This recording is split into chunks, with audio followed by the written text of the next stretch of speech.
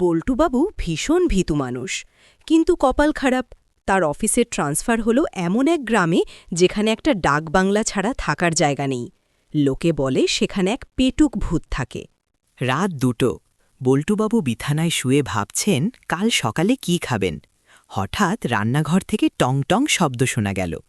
সাহস সঞ্চয় করে রান্নাঘরে উকি দিতেই বল্টুবাবুর আত্মারাম খাঁচা ছাড়া। দেখলেন ধোঁয়াটে চেহারার একটা ভূত ফ্রিজ খুলে আরাম করে। ভাই, একটু চিনি হবে? বড় তেতো।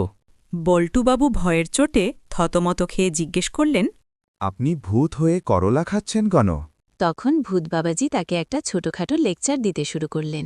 দেখো বাপু, আগেকার দিনে আমরা যখন মানুষকে ভয় দেখাতাম তখন প্রচুর ক্যালোরি বার্ন হতো। এখনকার মানুষ মোবাইলে এত ব্যস্ত যে ভয়ই পায় না, তাই আমাদের ওজন বেড়ে যাচ্ছে। সেই জন্যে এখন লো ক্যালোরি ডায়েট করছি। বেশি মিষ্টি রক্ত খেলে এখন আমাদেরও ডায়াবেটিস হয়, তাই করলা আর নিমপাতা আমাদের একমাত্র ভরসা।